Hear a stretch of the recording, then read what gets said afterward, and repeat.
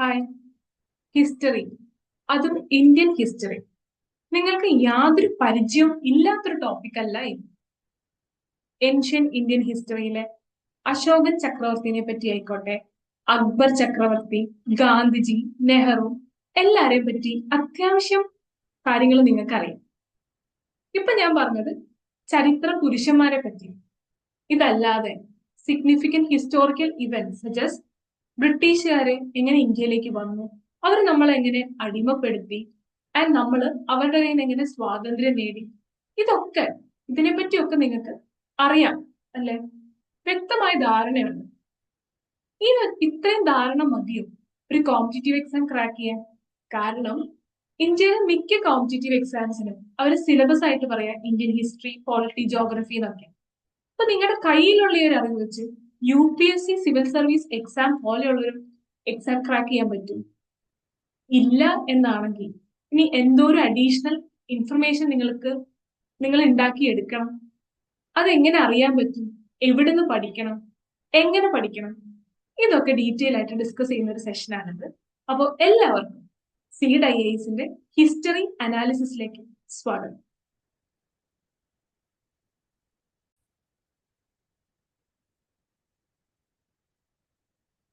എന്റെ മുമ്പിലിരിക്കുന്ന നിങ്ങളുടെ മിക്കവാറും ആൾക്കാരും ഒരു ടോപ്പർ റെക്കമെൻഡ് ചെയ്ത ഹിസ്റ്ററി ടെക്സ്റ്റോ അല്ലെങ്കിൽ ടീച്ചേഴ്സ് സജസ്റ്റ് ചെയ്ത ഹിസ്റ്ററി ടെക്സ്റ്റ് ഒക്കെ പഠിച്ച് അതിലെല്ലാ കണ്ടന്റും തലേ കയറ്റി കൺസെപ്ഷൻ ക്ലാരിറ്റിയോടുകൂടി ഇരിക്കുന്നവരായിരിക്കില്ല. നിങ്ങളിപ്പോ ഈ വീഡിയോ കാണുന്നത് എന്താണ് ഹിസ്റ്ററി, എവിടുന്ന് പഠിക്കണം, എന്തായിരിക്കും അതിൽ ചോദ്യങ്ങൾ ചോദിക്കുക, എന്താ അതിന്റെ സിലബസ്, ഇതൊക്കെ ജസ്റ്റ് അറിയാൻ വേണ്ടിയിട്ടായിരിക്കും. സോ നിങ്ങൾക്ക് ഇപ്പൊ ഉള്ള നിങ്ങളുടെ ആ ഒരു അറിവ് വെച്ചിട്ട് ഹിസ്റ്ററിയിൽ ഇതുവരെ വന്നിട്ടുള്ള ചോദ്യങ്ങൾ എങ്ങനെ ഡീൽ ചെയ്യാൻ പറ്റും എന്ന് നമുക്ക് ഈ സെഷനിൽ ഒന്ന് നോക്കാം. അതിനോടൊപ്പം നിങ്ങളുടെ ഓരോ ഡേ ടു ഡേ ആക്ടിവിറ്റീസും ഹിസ്റ്ററി പഠിക്കാനായിട്ട് എങ്ങനെ സ്ട്രീം ലൈൻ ചെയ്യണമെന്നും കൂടെ നമുക്ക് ഈ സെഷൻ വഴി മനസ്സിലാക്കാം. നമുക്ക് ഫസ്റ്റ് ക്വസ്റ്റ്യനിലോട്ട് പോകാം. ഓക്കെ,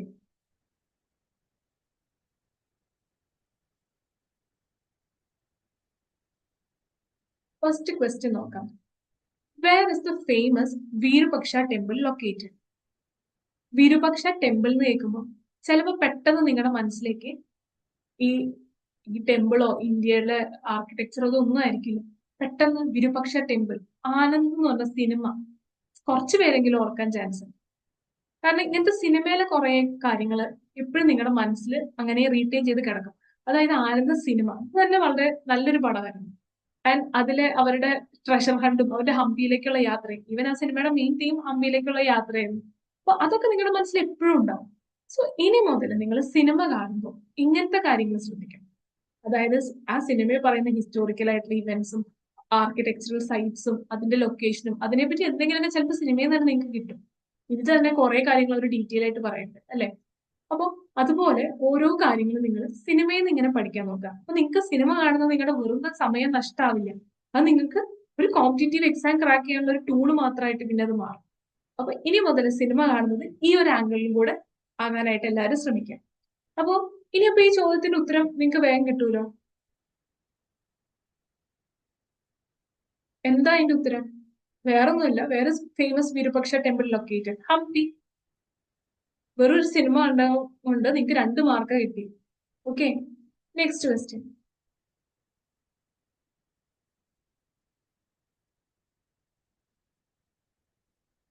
ക്വസ്റ്റ്യൻ ഞാൻ വായിക്കാം.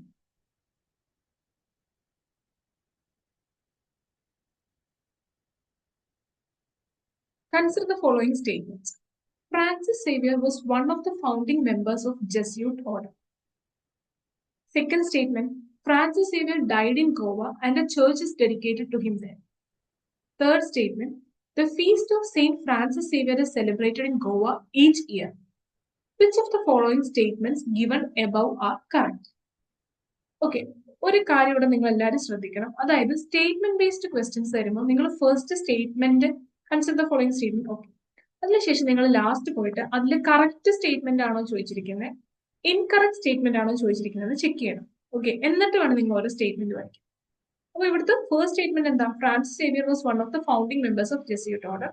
Second statement, Francis Xavier died in Goa, church is dedicated to him there. മൂന്നാമത്തതോ, feast of Saint Francis Xavier celebrated in Goa each year. അപ്പൊ ഇത് എങ്ങനെ നിങ്ങൾക്ക് ആൻസർ ചെയ്യാൻ പറ്റുമെന്ന് വെച്ചാൽ ഗോവയ്ക്ക് ട്രിപ്പ് പോകാൻ ആഗ്രഹിക്കാത്തവരായിട്ട് നിങ്ങൾ ആരെങ്കിലും ഉണ്ടോ? ഒരു വഴിയില്ല. ഫ്രണ്ട്സ് ആയിട്ടോ കസിൻസ് ആയിട്ടോ കൊളീഗ്സ് ആയിട്ടോ ഒക്കെ ഒന്ന് ഗോവയ്ക്ക് ഒന്ന് പോയി ട്രിപ്പ് പോയി അടിച്ചു പൊളിക്കണം എന്ന് നിങ്ങൾ എല്ലാവരുടെയും മനസ്സിലൊരു ആഗ്രഹം ഉണ്ടാവും. അപ്പൊ ഇനി വീട്ടിൽ നിന്ന് പെർമിഷൻ എടുക്കാൻ വേണമെങ്കിൽ ഈ ഒരു ക്വസ്റ്റ്യൻ വേണേൽ കാണിച്ചു കൊടുക്കാം. അതായത് ഗോവയിലേക്ക് ഒരു ട്രിപ്പ് പോയിട്ട് അവിടുന്ന് കിട്ടുന്ന ഒരു അറിവ് വെച്ച് നിങ്ങൾക്ക് UPSC എക്സാം ക്രാക്ക് ചെയ്യാന്ന് പറഞ്ഞത് വേണമെങ്കിൽ പാരന്റ്സിന്റെ നിങ്ങൾക്ക് പെർമിഷൻ എടുക്കാവുന്നതേ ഉള്ളൂ. അതായത് ഇവിടെ നോക്കിക്കഴിഞ്ഞു കഴിഞ്ഞാൽ ഇപ്പൊ ഗോവയിലേക്ക് ട്രിപ്പ് പോയിട്ടുള്ള എല്ലാവരും ഈ ഒരു ചർച്ച് എന്തായാലും വിസിറ്റ് ചെയ്തിട്ടുണ്ട്. ഈ ചർച്ചിലാണ് സെയിന്റ് ഫ്രാൻസിസ് സേവിയറിന്റെ ശരീരം അഴുകാതെ വെച്ചിരിക്കുന്നത്. പക്ഷെ ആ ചർച്ചിൽ പോയിട്ട് ആ ചർച്ചിന്റെ ഫോട്ടോ എടുത്ത് അത് ഇൻസ്റ്റയിലൊക്കെ പോസ്റ്റ് ചെയ്യാൻ ശ്രമിച്ച് നിങ്ങൾ ആ ചർച്ചിന്റെ പേര് എന്ന് തപ്പിയിട്ടുണ്ടാവുമല്ലോ, അല്ലെങ്കിൽ നിങ്ങളെ കൊണ്ടുപോയ ഗൈഡെങ്കിലും പറഞ്ഞു തന്നിട്ടുണ്ടാവും. ചർച്ചിന്റെ പേരെന്താ? ബോം ജീസസ് ചർച്ച് എന്നാണ്.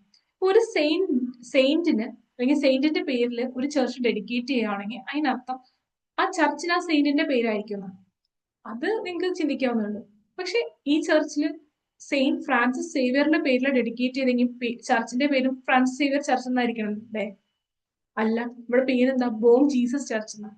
അപ്പൊ ജസ്റ്റ് നിങ്ങൾ ഗോവയിലും ട്രിപ്പ് പോയി അവിടുന്ന് കിട്ടിയ ഒരു അറിവ് വെച്ച് ഒരു ഇൻസ്റ്റയിൽ പോസ്റ്റ് ചെയ്യാൻ വേണ്ടി ഒരു സ്ഥലത്തിന്റെ പേര് സെർച്ച് ചെയ്തത് കൊണ്ട് മാത്രം നിങ്ങൾക്ക് ഒരു ആൻസറിൽ കറക്റ്റ് ആക്കാൻ പറ്റും. ഓക്കെ, അപ്പം ഈ ഒരു statement Francis Xavier died in Goa എനിക്കറിയില്ല, പക്ഷെ church is dedicated to him there. അത് ആ ഒരു ട്രിപ്പ് പോയവർക്ക് തന്നെ പറയാൻ പറ്റും. ചർച്ചിൽ ഡെഡിക്കേറ്റ് ചെയ്തിട്ടില്ല, ജസ്റ്റ് അദ്ദേഹത്തിന്റെ ശരീരം മാത്രമേ അവിടെ വെച്ചിട്ടുള്ളൂ. അപ്പൊ ഈ സ്റ്റേറ്റ്മെന്റ് അവിടെ തന്നെ തെറ്റാന്ന് നമ്മൾക്ക് പറയാം.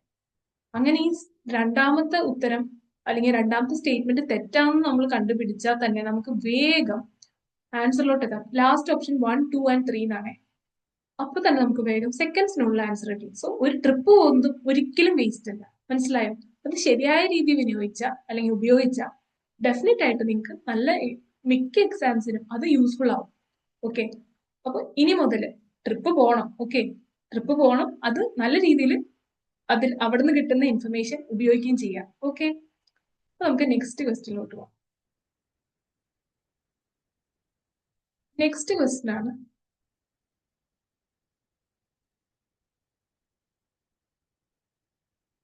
ഇവിടെ നോക്കിക്കഴിഞ്ഞാൽ നിങ്ങൾക്ക് കാണാൻ പറ്റും.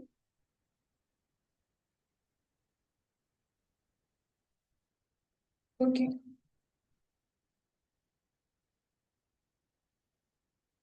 ഫസ്റ്റ് അതായത് നെക്സ്റ്റ് ക്വസ്റ്റിന്റെ ആ ഒരു ഡീറ്റെയിൽ എന്ന് പറഞ്ഞു കഴിഞ്ഞാൽ നമുക്ക് ന്യൂസ് അപ്ഡേറ്റ്സ്. എല്ലാവരും പറയും ഹിസ്റ്ററി എന്ന് പറഞ്ഞു കഴിഞ്ഞാൽ ഓൾറെഡി കഴിഞ്ഞ ഒരു കാര്യം.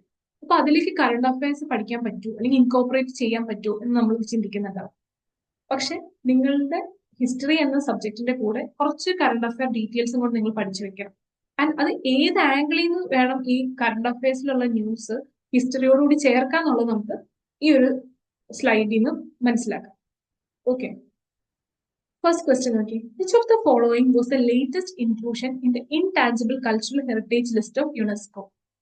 2024 ചോദിച്ച ചോദ്യമാണ്.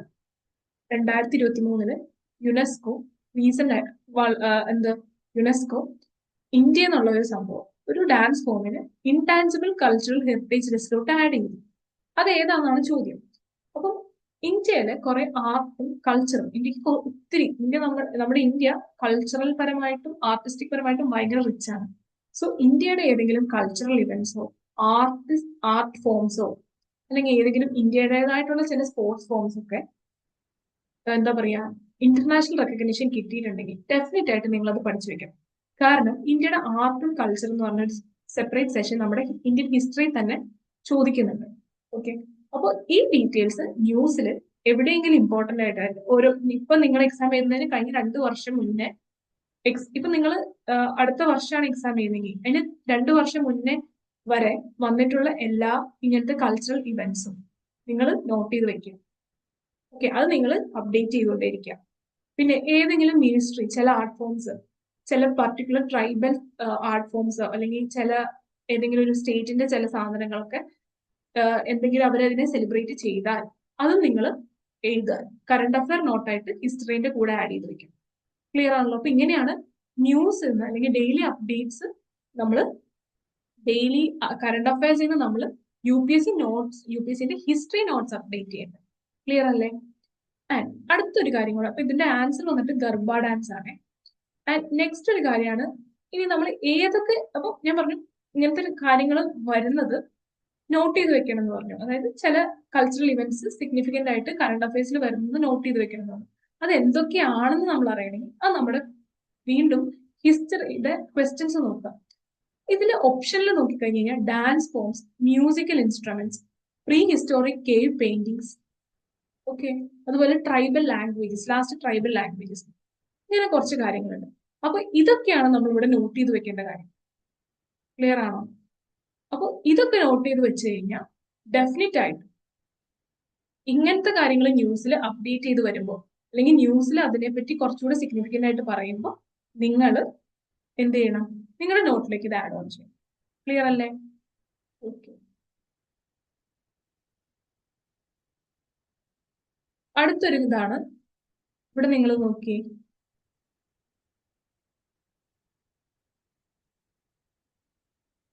Consider the following properties included in the world heritage list released by UNESCO ആണ് ചോദ്യം. അതിൽ അവർ പറയുന്ന പ്രോപ്പർട്ടീസ് എന്തൊക്കെയാണ്? Shantiniketan, Rani ki Vav, sacred ensembles of Hoysalas, Mahabodhi temple complex at Bodhgaya. ഇതില് ഈ പറയുന്ന പ്രോപ്പർട്ടീസിൽ ആരെയൊക്കെയാണ് 2023 ആഡ് ചെയ്തേക്കുന്നത്? അപ്പൊ ഇതാ ഞാൻ പറഞ്ഞത്. അപ്പൊ ഇങ്ങനത്തെ ആർക്കിടെക്ചറൽ സാധനങ്ങൾ ഉൾപ്പെടെയുള്ളത് നിങ്ങൾ നോട്ട് ചെയ്ത് വെക്കുക. ആൻഡ് അത് ഇന്റർനാഷണൽ റെക്കഗ്നീഷനും നമ്മുടെ ഏതെങ്കിലും മിനിസ്ട്രീസ് റെക്കഗ്നൈസ് ചെയ്യുകയോ അല്ലെങ്കിൽ നമ്മുടെ പ്രൈം മിനിസ്റ്റർ ഇവിടുന്ന് വേറെ രാജ്യത്തിലോട്ട് പോകുമ്പോൾ ഇങ്ങനെ എന്തെങ്കിലുമൊക്കെ ഗിഫ്റ്റ് ആയിട്ട് കൊടുക്കുകയോ ചെയ്താൽ, അല്ലെങ്കിൽ അവർക്ക് അങ്ങനെ എന്തെങ്കിലുമൊക്കെ ചെയ്തു കഴിഞ്ഞു കഴിഞ്ഞാൽ അതൊക്കെ നിങ്ങളൊന്ന് നോട്ട് ചെയ്ത് വെച്ചിട്ട് അത് ഏത് സ്ഥലത്തെയാണ്, അതിന്റെ മറ്റ് സിഗ്നിഫിക്കൻസ് എന്താ, അതൊക്കെ ഒന്ന് നോട്ട് ഡൗൺ ചെയ്ത് വെക്കാം. ഇങ്ങനെ നിങ്ങൾക്ക് കറണ്ട് അഫയേഴ്സ് അപ്ഡേറ്റ് ചെയ്തുകൊണ്ടിരിക്കാം. ക്ലിയർ ആണല്ലോ?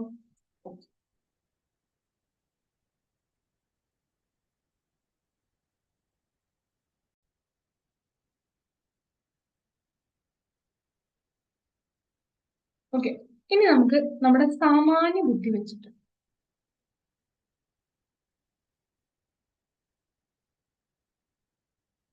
ഓക്കെ, നമ്മുടെ സാമാന്യ ബുദ്ധി വെച്ചിട്ട് നമുക്ക് എങ്ങനെ ആൻസേഴ്സ് ഒക്കെ, അല്ലെങ്കിൽ എങ്ങനെ ക്വസ്റ്റ്യൻസ് ഒക്കെ ആൻസർ ചെയ്യാൻ നോക്കാം. ഓക്കെ. അപ്പോൾ ഇതിലെ സ്റ്റേറ്റ്മെന്റ് നോക്കൂ, അല്ലെങ്കിൽ ക്വസ്റ്റ്യൻ ശ്രദ്ധിച്ചേ. ഇവിടുത്തെ ചോദ്യം ചൗസത് യോഗിനി എന്ന് പറയുന്ന ഒരു ടെമ്പിളിനെ പറ്റിയാണ്. അപ്പോ മിക്കവാറും നിങ്ങൾക്ക് യാതൊരു ധാരണ ഉണ്ടാവില്ല, ആരും തന്നെ കേൾക്കാത്തൊരു പേരായിരിക്കും. ഓക്കെ. അപ്പോ Chausath Yogini temple situated near Morena. Okay. അപ്പൊ ഇനി നിങ്ങൾ ഒരു കാര്യം ജസ്റ്റ് അടുത്ത പ്രാവശ്യത്തേക്ക് ഇനി പഠിക്കുമ്പോൾ ഒരു കാര്യം കൂടെ ശ്രദ്ധിക്കുക. ഈ ചൗസത് യോഗിനി ടെമ്പിൾ ലൊക്കേറ്റഡ് അല്ലെങ്കിൽ സിറ്റുവേറ്റഡ് നിയർ മൊറേനയാന്ന് എവിടെയും ഒന്ന് നോട്ട് ചെയ്ത് വെച്ചു. ചിലപ്പോൾ നിങ്ങൾക്ക് നെക്സ്റ്റ് ഇയർ ഇനി നിങ്ങൾ എക്സാം എഴുതുമ്പോൾ ഭാഗ്യം ഉണ്ടെങ്കിൽ ചിലപ്പോൾ ടെമ്പിൾ ലൊക്കേഷൻ എന്ന് പറഞ്ഞിട്ട് ചൗസത് യോഗിനി മൊറേനയ്ക്ക് പകരം വേറെ ഏതെങ്കിലും സ്ഥലം തന്നു കഴിഞ്ഞാൽ നിങ്ങൾക്ക് കിട്ടാം. ഉത്തരം തെറ്റാന്ന് മനസ്സിലാക്കാനും. അപ്പോൾ ഇങ്ങനെ പ്രീവിയസ് ഇയർ ക്വസ്റ്റിന് ലിങ്ക് ചെയ്യാം. ഓക്കെ. അപ്പൊ ചൗസത് യോഗിനി മൊറേനയാന്ന് ഇപ്പൊ മനസ്സിൽ ഓർത്ത് വെക്കുക, എവിടെയെങ്കിലും നോട്ടും ചെയ്യാം. ഓക്കെ. ഇപ്പൊ ഈ ചൗസത് യോഗിനെ പറ്റിയാണ് ക്വസ്റ്റ്യൻ. ഇനി ഞാൻ പറഞ്ഞു നിങ്ങളോട്, കറക്റ്റ് ആണോ ഇൻകറക്റ്റ് ആണോ ഈ സ്റ്റേറ്റ്മെന്റ്സ് ഏതാ UPSC ചോദിച്ചേക്കുന്നതെന്ന് കൂടെ ചെക്ക് ചെയ്യണം. നേരെ നമ്മൾ താഴേക്ക് പോയി. Which of the following statement given above are correct? Correct ആയിട്ടുള്ളതാണ് ചോദിച്ചേക്കുന്നത്. ഓക്കെ അല്ലേ? ഇനി ഇവിടെ നോക്കിക്കഴിഞ്ഞു കഴിഞ്ഞാൽ സ്റ്റേറ്റ്മെന്റ്സിലോട്ട് നമുക്ക് പോവാം. It is A circular temple build during the reign of Khatcha Pagoda dynasty. First statement. Second statement. It is the only circular temple built in India. Third statement. It was meant to promote the Vaishnava cult in the region. Fourth statement. Its design has given rise to popular belief that it was the inspiration behind Indian Parliament building. അപ്പോൾ ഈ ഒരു 4 statement എടുത്തു കഴിഞ്ഞാൽ നിങ്ങൾക്ക് എല്ലാത്തിനെ പറ്റിയും ധാരണ ഉണ്ടാവണമെന്നില്ല. പക്ഷെ നിങ്ങൾക്ക് ഒരു സ്റ്റേറ്റ്മെന്റ് ഞാൻ കാണിച്ചു തരാം. It is the only circular temple build in India. ഇവിടെ 2-3 സ്ഥലത്ത് സർക്കുലർ ആണെന്നുള്ളത് ഓക്കെ ആണെന്നുള്ള രീതി പറയാൻ, അല്ലെങ്കിൽ നമുക്ക് ഊഹിച്ചെടുക്കാം. കാരണം ഫസ്റ്റ് സ്റ്റേറ്റ്മെന്റ് സർക്കുലർ ടെമ്പിൾ ആണെന്ന് പറഞ്ഞു, ഓൺലി സർക്കുലർ ടെമ്പിൾ എന്ന് പറയുന്നുണ്ട്. മൂന്നാമത് പറയുന്നു, ഈ 4ാമത്തെ സ്റ്റേറ്റ്മെന്റിൽ പറയുന്നുണ്ട് ഇത് സർക്കുലർ ടെമ്പിൾ ആണ്, നമ്മുടെ പഴയ പാർലമെന്റ് ബിൽഡിംഗ് അതും ഒരു സർക്കുലർ ബിൽഡിംഗ് ആണല്ലോ, അപ്പൊ അത് പണിയാൻ ഇൻസ്പിറേഷൻ കിട്ടിയത് ഈ ടെമ്പിൾ എന്നാണ് പറയുന്നത്. അപ്പൊ നമുക്ക് ഫസ്റ്റ് സ്റ്റേറ്റ്മെന്റ് ശരിയാണെന്നങ്ങട് ചുമ്മാ വിചാരിക്കാം. ഓക്കെ. പക്ഷെ സെക്കൻഡ് സ്റ്റേറ്റ്മെന്റ് നോക്കി, only circular temple build in India. India പോലെ ഹിന്ദുസ് മെജോറിറ്റി ആയിട്ടുള്ള രാജ്യത്ത് ഇത്രയും അമ്പലങ്ങളുള്ള ഒരു രാജ്യത്ത് ഒരേ ഒരു സർക്കുലർ ടെമ്പിൾ ഉള്ളോ? സപ്പോസ് അങ്ങനെ ഉള്ളെങ്കിൽ ആ പേര് നിങ്ങൾ എങ്ങനെയായാലും ഓർത്തിരിക്കുന്നുണ്ടാവുമല്ലോ. ഇപ്പൊ ഹിസ്റ്ററിനെ പറ്റി യാതൊരു അറിവും ഇല്ലാത്ത ഒരാളാണെങ്കിൽ പോലും താജ്മഹൽ എന്താണ് വൈറ്റ് മാർബിൾ വെച്ച് ബിൽഡ് ചെയ്ത ഒരു കൺസ്ട്രക്ഷൻ ആണെന്ന് അറിയാലോ. അതുപോലെ ഇന്ത്യയിൽ ആകെ ഒരു സർക്കുലർ ടെമ്പിൾ ഉള്ളെങ്കിൽ അതിന്റെ പേര് നിങ്ങൾക്ക് എങ്ങനെ പോയാലും അറിയാൻ വഴിയുണ്ടാവും. അപ്പൊ ഈ സ്റ്റേറ്റ്മെന്റ് എന്താണ്? നമ്മുടെ സാധാരണ ഒരു ബോർഡ് വെച്ചിട്ട് നമുക്ക് പറയാം തെറ്റാന്ന് പറയാം. ഇത് തെറ്റാന്ന് നിങ്ങൾക്ക് കിട്ടിക്കഴിഞ്ഞാൽ സെക്കൻഡ്സ് മതി ആൻസറിൽ എത്തിക്കഴിഞ്ഞു. 1 and 4 ക്ലിയർ ആണല്ലോ. ഇതുപോലെ അടുത്തൊരു question.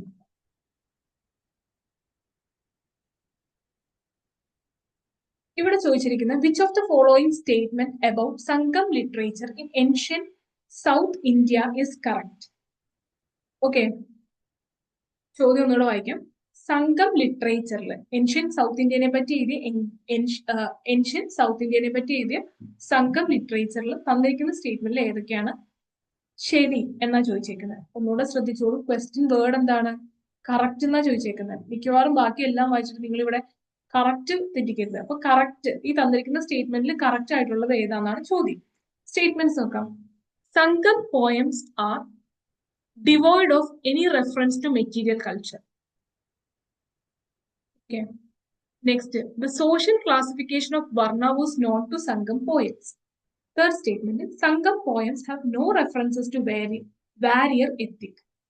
Sangam literature refers to magical forces as irrational. Okay. അപ്പൊ സംഘം ലിറ്ററേച്ചറിനെ പറ്റിയ ചോദ്യം. നിങ്ങൾക്ക് അറിയോ സംഘം ലിറ്ററേച്ചർ എന്താണ്?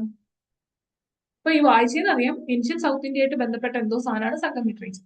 അറിയാവുന്നവർ വെൽ ആൻഡ് ഗുഡ്. ഇനി അറിയില്ലെങ്കിലും എങ്ങനെ ഈ ചോദ്യം ആൻസർ ചെയ്യാം? ഫസ്റ്റ് സ്റ്റേറ്റ്മെന്റ് നോക്കി. സംഘം പോയംസ് ആർ ഡിവോയിഡ് ഓഫ്, ഒരു തരത്തിലും ഇല്ല എന്നാ പറയുന്നത്. എന്തിനെ പറ്റി? Material culture. മെറ്റീരിയൽ കൾച്ചർ എന്ന് പറഞ്ഞാൽ പണം, വയല്, അല്ലെങ്കിൽ കൃഷിയിടം, അതല്ലെങ്കിൽ ഇപ്പൊ എന്താ പറയാ നമ്മുടെ കന്നുകാലികളുടെ കണക്ക്, ഇതൊക്കെയാണ് മെറ്റീരിയൽ കൾച്ചർ. അപ്പൊ ഈ മെറ്റീരിയൽ കൾച്ചറിനെ പറ്റി യാതൊരു തരത്തിലുള്ള റെഫറൻസും സംഗമേജ് കൊടുത്തില്ല എന്ന് പറഞ്ഞാൽ ശരിയാണോ? തോന്നല്ലോ ശരിയാണോ? അത് തെറ്റാ. കാരണം ആ ഒരു സമയത്ത് പണത്തിനൊക്കെ നല്ലപോലെ പണത്തിനെ പറ്റി, നമ്മുടെ സ്വത്തുവകകളെ പറ്റിയൊക്കെ ധാരാളം പ്രതിപാദിച്ചിട്ടുണ്ടാവാം. ആ കാലമല്ലേ.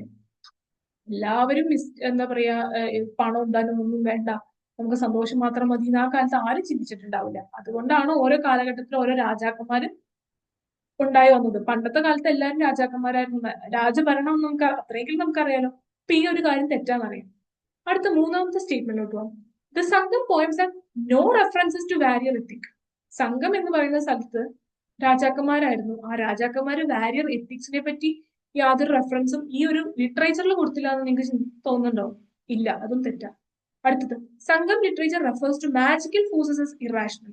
അതായത് എല്ലാം യുക്തിപരമായി ചിന്തിച്ച ആൾക്കാരായിരിക്കും പഴയകാല മനുഷ്യര്. തോന്നുന്നുണ്ടോ? ഇല്ല, അതും തെറ്റി. പിന്നെ അപ്പം ഇതാണ്, ഒന്ന് വായിച്ചു നോക്കിയേ. സോഷ്യൽ ക്ലാസിഫിക്കേഷൻ ഓഫ് വർണ്ണ വാസ് നോട്ട് ടു സംഘം പോയിന്റ്സ്. സംഘം പോയിന്റ്സിന് വർണ്ണ അല്ലെങ്കിൽ കാസ്റ്റ് സിസ്റ്റത്തെ പറ്റി അറിവുണ്ടായിരുന്നു. ഓക്കെ, ശരിയായിരിക്കും. കാരണം പഴയ കാലത്ത് ഡെഫിനറ്റ് ആയിട്ടും വർണ്ണ സിസ്റ്റം അല്ലെങ്കിൽ കാസ്റ്റ് സിസ്റ്റം നല്ലപോലെ ഉണ്ടായിരുന്ന ഒരു കാലഘട്ടമായിരുന്നു, അല്ലെ? അപ്പൊ അവർക്ക് അതിനെപ്പറ്റി അറിവുണ്ടായിരുന്നു എന്ന് പറയുന്നത് ശരിയാണ്. അപ്പൊ നമുക്ക് ഒന്നും, അതായത് സംഘം ലിറ്ററേച്ചർ എന്താണെന്ന് വ്യക്തമായിട്ട് അറിയില്ലെങ്കിൽ പോലും സ്റ്റേറ്റ്മെന്റ്സ് നമ്മുടെ സാമാന്യ ബുദ്ധി വെച്ച് ചിന്തിച്ച് നമുക്കതിന്റെ ഉത്തരം കിട്ടി. ക്ലിയർ അല്ലേ? Okay, next.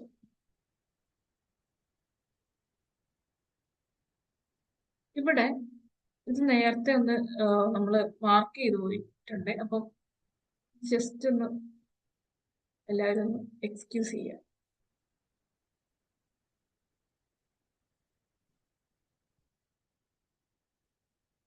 നെക്സ്റ്റ് ക്വസ്റ്റ്യൻ നോക്കാം. The Chinese traveller Hiuen Tsang who visited India recorded general conditions and culture of India at that time. In this context, which of the following statement is or are correct? ഞാൻ പറഞ്ഞ question വേർഡിലോട്ട് വേഗം പോവാം. എന്താണ്? Select the correct answer. Okay അല്ലേ? ഇപ്പൊ question എന്താ? ഹുയൻ San എന്ന് പറയുന്ന ഒരാള് ഒരു ചൈനീസ് ട്രാവലർ ഇന്ത്യ വിസിറ്റ് ചെയ്തിട്ടുണ്ട്. എന്നിട്ട് ഇന്ത്യയിലെ ജനറൽ കണ്ടീഷനും ഇന്ത്യയുടെ കൾച്ചറും ഒക്കെ അദ്ദേഹത്തിന്റെ ഒരു ബുക്കിൽ റെക്കോർഡ് ചെയ്ത് വെച്ചു. അതിൽ പറയുന്ന സ്റ്റേറ്റ്മെന്റ്സിൽ ഏതാണ് ശരി എന്നാണ് ചോദ്യം. അപ്പോൾ ഞാൻ ഒരു കാര്യം ചോദിക്കട്ടെ. ഈ എക്സാം 2013 എഴുതിയ ആൾക്കാർ, അല്ലെങ്കിൽ ഇനി എഴുതാൻ പോകുന്ന ഇനി വരും വർഷങ്ങളിൽ എഴുതുന്നവരൊക്കെ ഹുയൻസാങ് എന്ന് പറയുന്ന ഒരാളുടെ ബുക്ക് ഇരുന്ന് ഫുൾ വായിച്ചാൽ എന്തൊക്കെയായിരിക്കും ഇന്ത്യനെ പറ്റി എഴുതിയിട്ടുണ്ടാവുക എന്ന് പഠിക്കുന്നു ഉണ്ടാകും എന്ന് നിങ്ങൾ ചിന്തിക്കുന്നുണ്ടോ? ഇനി അല്ലെങ്കിൽ ഇപ്പൊ ഇങ്ങനെ ഒരു ക്വസ്റ്റ്യൻ വന്നു, അതുകൊണ്ട് ഇനിയുള്ള എല്ലാവരും ഈ ഹുയൻസാങ്ങിന്റെ ബുക്ക് എടുത്ത് ഫുൾ പഠിച്ചാലേ കാര്യമുള്ളൂ, അങ്ങനെയൊക്കെ നിങ്ങൾ ചിന്തിക്കണ്ടോ? അങ്ങനെയൊന്നും ആവശ്യമില്ല. ഈ ഹുയൻസാങ് എന്ന് പറഞ്ഞ ഒരാള് ചൈനീസ് ട്രാവലറാണ്. ബാക്കി അദ്ദേഹം ഏത് കാലത്താണ് വന്നത് ഇതൊക്കെ നമ്മൾ പഠിപ്പിക്കുന്നത്. അതല്ലാതെ ഇദ്ദേഹത്തിന്റെ ബുക്കിൽ എന്തൊക്കെ പറഞ്ഞു നമുക്ക് ജസ്റ്റ് നമ്മുടെ കോമൺ സെൻസ് വെച്ച് പറയാൻ പറ്റുമോ നോക്കാം. കാരണം ഇങ്ങനത്തെ സ്റ്റേറ്റ്മെന്റ് ക്വസ്റ്റ്യൻ ഒന്നും ഞാൻ പറഞ്ഞില്ല, നിങ്ങൾ സന്തോഷിച്ചോ? കാരണം നിങ്ങൾക്ക് ചിലപ്പോൾ ഒറ്റ വാക്കിന്ന് ചിലപ്പോൾ നിങ്ങൾക്ക് ആൻസറിലോട്ട് എത്തിപ്പെടാൻ പറ്റും. നമുക്ക് സ്റ്റേറ്റ്മെന്റ്സ് വായിക്കാം.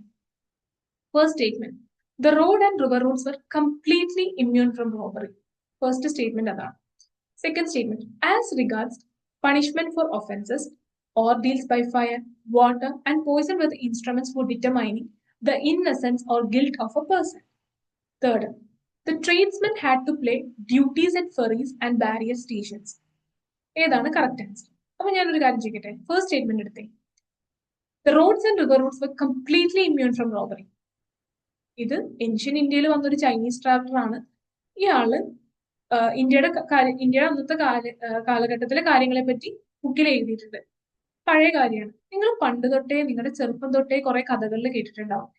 ഇന്ത്യയിൽ കൂടെ കച്ചവടക്കാർ പോയതും ആ പോകുന്ന വഴിയിൽ ചില കാട്ടീന്നോ അല്ലെങ്കിൽ കൊള്ളക്കാരൊക്കെ വന്ന് ഇവരുടെ പണം മുഴുവൻ അപഹരിച്ചുകൊണ്ട് പോയത് നിങ്ങൾ ചെറുപ്പത്തിലൊക്കെ പല കഥകളിൽ കൂടെ കേട്ടിട്ടുണ്ട്. അങ്ങനെയുള്ള ഒരു സ്ഥലത്ത് അങ്ങനെയുള്ള ഒരു ഇതാണ് നമ്മൾ കേട്ടു വന്നിട്ടുള്ളത്. പക്ഷെ ഇവിടെ എഴുതിയേക്കുന്നു roads and river routes completely immune from robbery. അതായത് ഒരു തരത്തിലുള്ള കവർച്ചകളൊന്നും ഈ ഒരു എന്താ പറയാ നദി വഴിയുള്ള റൂട്ടിൽ കൂടെയോ അല്ലെങ്കിൽ റോഡിലൊന്നും ഉണ്ടായിട്ടില്ല എന്ന് പറയുന്നത് ശരിയാന്ന് നിങ്ങൾക്ക് തോന്നുന്നുണ്ടോ? ഇല്ല, തെറ്റാ. നിങ്ങൾ ഇതുവരെ കേട്ടു വന്ന കഥകളിൽ നിന്ന് തന്നെ നിങ്ങൾക്ക് കിട്ടിയൊരു കാര്യമാണ്. ഒരിക്കലും ഇന്ത്യയിൽ അങ്ങനെ ആയിരുന്നില്ല. ഇന്ത്യയിൽ ധാരാളം കവർച്ചക്കാരും കാട്ടുകൊള്ളക്കാരും ഒക്കെ ഉണ്ടായിരുന്നു. ആ സ്റ്റേറ്റ്മെന്റ് തെറ്റാ. അപ്പൊ നിങ്ങൾക്ക് ഓപ്ഷനിലോട്ട് പോകും. ഫസ്റ്റ് തെറ്റി, തേർഡ് സ്റ്റേറ്റ്മെന്റ് തേർഡ് ഓപ്ഷൻ തെറ്റാ, ഫോർത്ത് ഓപ്ഷൻ തെറ്റാ. സി, ആൻസർ കിട്ടി. ജസ്റ്റ് നിങ്ങൾക്ക് പണ്ട് തൊട്ടേ കേട്ട കഥേന്റെ ഒരു ഓർമ്മ മാത്രം മതി. ക്ലിയർ അല്ലേ? അപ്പം അതൊക്കെ വെച്ച് നമുക്ക് ഇങ്ങനത്തെ കുറച്ച് കാര്യങ്ങൾ ഡീൽ ചെയ്യാൻ പറ്റും. അടുത്ത് നോക്കിക്കേ,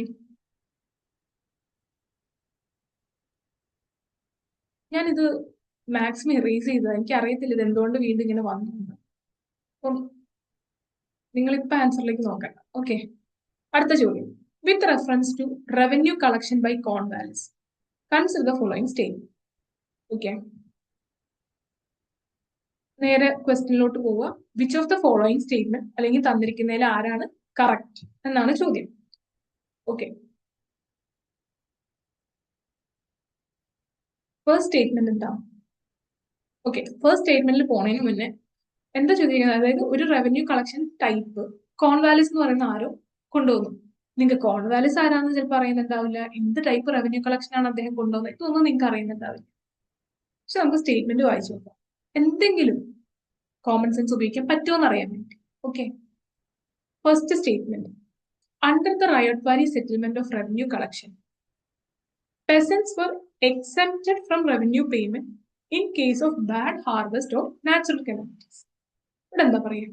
റയോട്ട്വാരി സെറ്റിൽമെന്റ് ഓഫ് റവന്യൂ കളക്ഷൻ എന്ന് പറയുന്ന ഒരു സംഭവം, അതിനെപ്പറ്റി നിങ്ങൾക്കൊന്നും അറിയില്ല എന്ന് വിചാരിച്ചു.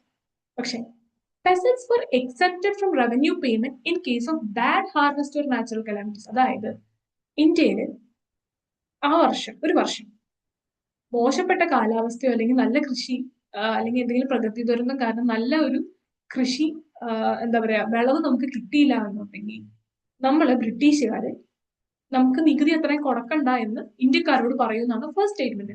തോന്നുന്നുണ്ടോ അങ്ങനെ പറയുന്നുണ്ടാവുമെന്ന്? സി, ബ്രിട്ടീഷുകാർ അത്രയും നല്ല മനുഷ്യരായിരുന്നെങ്കിൽ എന്തായാലും നമ്മള് ഈ ബ്രിട്ടീഷുകാരെ ഇവിടുന്ന് അടിച്ചു കൊടുക്കില്ലായിരുന്നു. നമ്മളെ കൊന്നു തിന്നുമായിരുന്നു അവർ ചെയ്തുകൊണ്ടിരുന്നത്. അതുകൊണ്ടാണ് നമ്മൾ അവരെ ഇവിടെ നാട്ടിൽ പായിച്ചത്, അല്ലെ? അപ്പൊ ഒരു കൃഷി ആ വർഷം അല്ലെങ്കിൽ കൃഷിന്റെ വിളവ് ആ വർഷം മോശമാണെന്നും പറഞ്ഞ് എന്തായാലും ബ്രിട്ടീഷുകാർ ഇന്ത്യക്കാരോട് മര്യാദ കാണിക്കുകയില്ല.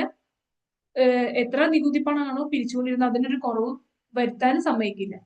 അപ്പോ എന്താ, തെറ്റി അല്ലെ? ഫസ്റ്റ് സ്റ്റേറ്റ്മെന്റ് തെറ്റി. കറക്റ്റ് വെച്ച് 2 ഓൺലി. പക്ഷെ ഇവിടെ ബോത്ത് 1 and 2 എന്ന് പറയുന്ന ഒരു നെയ്തർ 1 or 2 എന്ന് പറയുന്നത്, അപ്പൊ ഇതും പോവും, ഇത് തെറ്റാ, ഇതും തെറ്റാ. പക്ഷെ ഇനി സെക്കൻഡ് സ്റ്റേറ്റ്മെന്റിന്റെ കാര്യം കൂടെ അറിയാം. അതും കോമൺ സെൻസ് വെച്ച് പറ്റുമോ നോക്കാം. Under the permanent settlement in Bengal, if Zamindar failed to pay his revenue to the state on or before the fixed date, he would be removed from his Zamindari. അതാണ് ചോദ്യം, അല്ല അതാണ് statement. നോക്കൂ, permanent settlement in Bengal അറിയോ? ഇല്ല, പോട്ടെ, കുഴപ്പമില്ല, വലിയ വിഷയമല്ല. നമുക്ക് ഇനി നമ്മുടെ ക്ലാസ്സിൽ ഇതെല്ലാം ഡീറ്റെയിൽ ആയിട്ട് പഠിക്കാം. ഓക്കെ, നിങ്ങൾക്ക് തലയിൽ ഇതെല്ലാം എന്താ പറയാ റീറ്റെയിൻ ചെയ്യുന്ന രീതിയിൽ സിമ്പിൾ ആയിട്ട് പഠിക്കാം, കുറച്ചുകൂടെ ഇഷ്ടപ്പെട്ട് പഠിക്കാം. ഓക്കെ, അപ്പൊ ഇവിടെ ഇപ്പൊ ഒന്നും അറിയില്ലെങ്കിലും നമുക്ക് എന്താ കാര്യം നോക്കാം. ഇപ്പൊ ഈ പറയുന്ന പെർമനന്റ് സെറ്റിൽമെന്റ് ഇൻ ബംഗാളില് ജമീന്ദാറിന് സപ്പോസ് ഈ ജമീന്ദാർ എന്താ, ഇയാള് ബാക്കി കൃഷിക്കാരുടെ നികുതി പണം എടുത്ത് അത് ഗവൺമെന്റിന് കൊടുക്കും അല്ലെ. സപ്പോസ് ഈ ജമീന്ദാറിന് ഇത് കളക്ട് ചെയ്ത് കൊടുക്കാനായിട്ട് പറ്റിയില്ല എന്നുണ്ടെങ്കിൽ, അത്രയും ഇത് ഈ എന്താ പറയാ സാധാരണ കൃഷിക്കാരെ അത്രയും പിരിച്ചെടുക്കാൻ ഇയാൾക്ക് പറ്റിയില്ല എന്നുണ്ടെങ്കിൽ ബ്രിട്ടീഷുകാര് ഇയാളെ മാറ്റി വേറെ ജമീന്ദാറിനെ കൊണ്ട് അവിടെ ആക്കുന്നവർ. ശരിയാണോ? ശരിയായിരിക്കും, കാരണം ജമീന്ദാർസ് എല്ലാം എന്താ ഇന്ത്യക്കാരാണ്. അപ്പൊ ഒരാൾക്ക് പറ്റിയില്ലെങ്കിൽ ബ്രിട്ടീഷുകാർ അയാളെ മാറ്റും. കാരണം അയാൾ അവിടെ ഇരുന്നുകൊണ്ടോ അവിടെ ഇരുന്നതുകൊണ്ടോ ഇല്ലാതിരുന്നതുകൊണ്ടോ ബ്രിട്ടീഷുകാരുടെ ഒരു ഉപകാരമില്ല. അയാൾക്ക് എന്താ വേണ്ടത്? പണം മതി. സോ ഈ ജമീന്ദാർക്ക് പൈസ കളക്ട് ചെയ്ത് കൊടുക്കാൻ പറ്റിയില്ലെങ്കിൽ ഒക്കെ മാറിക്കോ, അടുത്ത ആളെങ്ങ് വരട്ടെ. ആ ഒരു മൈൻഡ് ആയിരിക്കും ആർക്ക്? ബ്രിട്ടീഷുകാർക്ക് അല്ലെ. അവർക്ക് പണം മതി, വേറെ ഒന്നും വേണ്ട. ഈ ജമീന്ദാറിന്റെ പ്രതാപം നഷ്ടപ്പെടുവോ അല്ലെങ്കിൽ ഇയാൾ ഇനി എന്ത് ചെയ്യും ഒന്നും അവർ ചിന്തിക്കില്ല. അവർക്ക് പണം മതി. സോ അവരെന്ത് ചെയ്യും? ഇയാളെ തട്ടിയിട്ട് അടുത്ത ആളെ കയറ്റും. അപ്പൊ എന്താണ്? അപ്പൊ നിങ്ങൾക്ക് അത് മനസ്സിലായത് ഈ സ്റ്റേറ്റ്മെന്റ് ശരിയാന്ന് മനസ്സിലായി. സോ ആൻസർ എന്താണ്? ബി. മനസ്സിലായില്ലേ? അപ്പൊ എന്താണ് റയട്ട് വാലി, എന്താണ് പെർമനന്റ് സെറ്റിൽമെന്റ്, ഇതൊന്നും അറിഞ്ഞില്ലെങ്കിൽ പോലും നിങ്ങൾക്ക് അറിയാവുന്ന നിങ്ങളുടെ സാധാരണ ബുദ്ധി വെച്ച് നിങ്ങൾക്ക് ആൻസറിലേക്ക് എത്തിക്കാം. ക്ലിയർ അല്ലേ? നെക്സ്റ്റ് അടുത്തൊരു സംഭവമാണ് സ്വദേശി മൂവ്മെന്റ്. ഓക്കെ, സ്വദേശി മൂവ്മെന്റ് ശ്രദ്ധിച്ചേ. ക്വസ്റ്റ്യൻ വായിക്കാം ഞാൻ. വിത്ത് റെഫറൻസ് ടു സ്വദേശി movement consider the following statement. Which of the following statements given above are correct? ഇപ്പൊ നിങ്ങൾക്ക് ആ ഒരു ഓർഡർ കിട്ടിയിട്ടുണ്ടാവല്ലോ. ഫസ്റ്റ് സ്റ്റേറ്റ്മെന്റ് എന്താന്ന് നോക്കുക, സ്റ്റേറ്റ്മെന്റ് നോക്കുക, അതായത് ഓരോ സ്റ്റേറ്റ്മെന്റ് ഡീറ്റെയിൽ ആയി നോക്കണതിന് കറക്റ്റ് ആണോ ഇൻകറക്റ്റ് ആണോ എന്ന് വേഗം പോയി നോക്കണം. ഓക്കെ, സ്റ്റേറ്റ്മെന്റ്സ് നോക്കൂ. ചോദിച്ചേക്കുന്ന കീവേഡ് എന്താ? സ്വദേശി മൂവ്മെന്റിനെ പറ്റിയാണ്. അടുത്തൊരു കീവേഡ് ആണ് കറക്റ്റ് ആണോ ഇൻകറക്റ്റ് ആണ്. കറക്റ്റ് ആണ് ചോദിച്ചിരിക്കുന്നത്. അടുത്ത first statement, it has contributed to the revival of indigenous artisan craft and industries. Second statement, National Council of Education was established as part of Swadeshi movement. Okay, ഇത് just സ്വദേശി movement നമ്മുടെ സ്വന്തം ദേശത്തെ uplift ചെയ്യാനുള്ള ഒരു movement ആണ്. Cake നിങ്ങൾക്ക് അറിയാം, സ്വദേശി എന്ന് പറയുമ്പോൾ ഇപ്പൊ തന്നെ നിങ്ങൾക്ക് എല്ലാവർക്കും ആ ഒരു കാര്യം അറിയാൻ പറ്റും. അപ്പൊ ഇതിൽ തന്നിരിക്കുന്ന രണ്ട് സ്റ്റേറ്റ്മെന്റിൽ എന്താണ്? നമ്മുടെ തന്നെ ഇൻഡിജീനസ് ആയിട്ടുള്ള ആർട്ടും ക്രാഫ്റ്റും ഒക്കെ ഡെവലപ്പ് ചെയ്യാനാണ് ഫസ്റ്റ് സ്റ്റേറ്റ്മെന്റ് പറയുന്നത്. ശരിയല്ലേ? നാഷണൽ കൗൺസിൽ ഓഫ് എഡ്യൂക്കേഷൻ, നമ്മുടെ തന്നെ നമ്മുടേതായ രീതിയിലുള്ള എഡ്യൂക്കേഷൻ, അതും നമ്മളുടെ രാജ്യത്തിന്റെ കാര്യങ്ങൾ ഡെവലപ്പ് ചെയ്യാനല്ലേ. അപ്പൊ എന്താ, രണ്ട് ശരിയാകൂല. സ്വദേശി മൂവ്മെന്റ് എന്തിനായിരിക്കും നടത്തിയിട്ടുണ്ടാവുക? ഈ രണ്ട് കാര്യങ്ങളും അതിന്റെ ഭാഗവുമായിരിക്കും. സോ സ്വദേശി മൂവ്മെന്റിന്റെ ഓരോ ഫീച്ചേഴ്സും കറക്റ്റ് ബൈഹാർട്ട് ചെയ്ത് പഠിച്ചില്ലെങ്കിൽ പോലും നിങ്ങൾക്ക് ആ പേരും തന്നെ ഈ ഉത്തരം കിട്ടിയിട്ടുണ്ടാവും. ഓക്കെ, അപ്പൊ ഇങ്ങനെയാണ് ഈ തരത്തിലുള്ള ക്വസ്റ്റ്യൻസ് നിങ്ങൾ ആൻസർ ചെയ്യേണ്ടത്. ഓക്കെ, നെക്സ്റ്റ് അടുത്തൊരു എക്സാമ്പിളും കൂടെ ഞാൻ കാണിച്ചു. ഈ ക്വസ്റ്റ്യൻ നോക്കിക്കഴിഞ്ഞു കഴിഞ്ഞാൽ, some Buddhist rock cut caves are called chaityas while others are called viharas. What is the difference between the two? ഈ ഒരു ടൈപ്പ് ക്വസ്റ്റ്യൻ ഞാൻ ഇവിടെ ഇട്ടിരിക്കുന്നത്. എല്ലാ ക്വസ്റ്റ്യനും ചിലപ്പോൾ നിങ്ങൾക്ക് സാമാന്യ ബുദ്ധിയിൽ എടുക്കണം എന്നില്ല. അങ്ങനെ പറ്റാത്തതും നിങ്ങൾ ഐഡന്റിഫൈ ചെയ്യണം.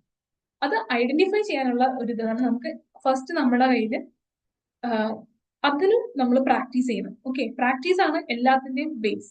അപ്പോൾ ഈ ഒരു ടൈപ്പ് ക്വസ്റ്റ്യൻ ഇപ്പം ചൈത്യ വിഹാര, ഇത് ചിലപ്പോൾ നിങ്ങൾക്ക് വായിച്ചാൽ കിട്ടുമെന്ന് നോക്കിക്കഴിഞ്ഞു കഴിഞ്ഞാൽ, vihara is a place of worship and chaitya is a dwelling place of the monk. Second statement എന്താ പറയാ? Chaitya is the place of worship and vihara is the dwelling place. രണ്ടും തിരിച്ചു മറിച്ചു. അപ്പൊ നിങ്ങൾക്ക് മനസ്സിലായി ഇത് വ്യക്തമായ ധാരണ ഇല്ല എന്നുണ്ടെങ്കിൽ കിട്ടാനായിട്ട് ചാൻസ് കുറവാണ്. അപ്പോ ഇങ്ങനത്തെ ക്വസ്റ്റ്യൻ അറ്റൻഡ് ചെയ്യാനുള്ള രീതി എങ്ങനെയാ നമുക്ക് ഇവിടെ ക്ലാസ്സുകളിൽ നോക്കാം. ഓക്കെ, അപ്പൊ ഇവിടെ നമ്മൾ കുറച്ച് ടേംസ് ആണ്. ഈ ടേംസ് ഹിസ്റ്ററിയിൽ വളരെ ഇമ്പോർട്ടന്റ് ആണ്. അപ്പോൾ ഏതൊക്കെ ടേംസ് അത് എവിടെ നിന്നൊക്കെയാണ് വരുന്നത്, എങ്ങനെയാണ് അത് പഠിക്കേണ്ടത്, ഇതെല്ലാം നമുക്ക് ഇനിയുള്ള ക്ലാസ്സസിലും നമ്മൾ ഡീറ്റെയിൽ ആയിട്ട് ഡിസ്കസ് ചെയ്യും. ഓക്കെ, അപ്പോൾ കഴിഞ്ഞ ക്വസ്റ്റ്യനിലെ പോലെ ചില കാര്യങ്ങൾ നമ്മുടെ സാമാന്യ ബുദ്ധി വെച്ച് നമുക്ക് കണ്ടുപിടിക്കണമെന്ന് ഉറപ്പില്ല. അങ്ങനെയുള്ള കാര്യങ്ങളാണ് നമ്മൾ CWISന്റെ ഹിസ്റ്ററി ക്ലാസ്സിൽ നിങ്ങൾക്ക് വ്യക്തമായിട്ട് പഠിപ്പിച്ചു തരുന്നത്. ആൻഡ് ഹിസ്റ്റോറിക്കൽ ടേംസ്, കൺസെപ്റ്റ്, ഇതൊക്കെ ഇമ്പോർട്ടന്റ് ആണ്. ആൻഡ് ഇത് എല്ലാ കാര്യങ്ങളും പഠിക്കുകയും വേണ്ട, കുറച്ച് ഇമ്പോർട്ടന്റ് ടേംസ് ഉണ്ട്. അതെന്തൊക്കെയാണെന്നാണ്, അല്ലെങ്കിൽ അത് എളുപ്പത്തിൽ എങ്ങനെ പഠിക്കാം, അത് എന്താ പറയാ കറക്റ്റ് ആയിട്ട് നിങ്ങൾക്ക് ആവശ്യമുള്ളതും എങ്ങനെ പഠിക്കാം എന്നുള്ളതൊക്കെയാണ് നമ്മുടെ ക്ലാസ്സിൽ നമ്മൾ ഡിസ്കസ് ചെയ്യുക. അപ്പൊ നിങ്ങൾ ഇനി വരുന്ന ഹിസ്റ്ററി ക്ലാസ്സസ് വ്യക്തമായിട്ട് കണ്ട് മനസ്സിലാക്കി പഠിച്ചു കഴിഞ്ഞാൽ നിങ്ങൾക്ക് ഇങ്ങനത്തെ ടേംസ് വേഗം കിട്ടും. ക്ലിയർ ആണല്ലോ? ഓക്കെ. അപ്പൊ ചില ടേംസ്, ആൻഡ് എല്ലാ ടേംസും നമ്മുടെ ക്ലാസ്സിൽ നിന്ന് തന്നെ പഠിക്കണമെന്നില്ല, ചിലത് നമുക്ക് കിട്ടും. അതെങ്ങനെയാന്ന് നോക്കൂ. അതിനൊരു എക്സാമ്പിൾ ഞാൻ കാണിച്ചുതരാം. In medieval India the term പണം റെഫേർഡ് ടു.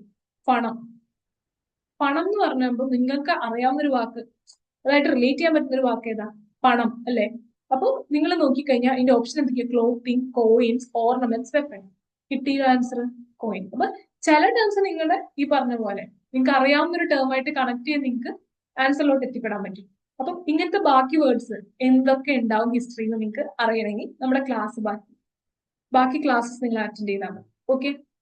ഇനി വേറെ ചില കാര്യങ്ങളുണ്ട്. അത് നിങ്ങൾ ചില കൺസെപ്റ്റ് അല്ലെങ്കിൽ ചില ടോപ്പിക്സ് ഉണ്ട്. അത് നിങ്ങൾ ഹിസ്റ്ററി ക്ലാസ്സസ് അറ്റൻഡ് ചെയ്താൽ മാത്രം കിട്ടുന്ന കുറച്ച് കാര്യങ്ങൾ. ആൻഡ് അത് കുറച്ചുകൂടെ അത് ഫുൾ ബൈ ഹാർട്ട് ചെയ്യാതെ അത് നല്ല രീതിയിൽ നിങ്ങളുടെ തലയിൽ റീറ്റെയിൻ ചെയ്യുന്ന രീതിയിലാണ് നമ്മുടെ ഓരോ ക്ലാസ്സിൽ നമ്മൾ അതൊക്കെ ഡിസ്കസ് ചെയ്ത് പോയിട്ടുള്ളത്. സോ അങ്ങനെ പഠിക്കേണ്ട കുറച്ച് കാര്യങ്ങളാണ് ഈ ഗവർണർ ജനറൽ, ഓരോ ഗവർണർ ജനറൽമാര്, വൈസ് റോയ്സ്, അവരെ കൊണ്ടുവന്ന കുറെ ചേഞ്ചസ്, ചില ആക്ടുകൾ, regulating act, quit India act, charter act, okay, ഇങ്ങനത്തെ കാര്യങ്ങളൊക്കെ നമ്മൾ ക്ലാസ് തന്നെ പഠിക്കാൻ പറ്റുള്ളൂ.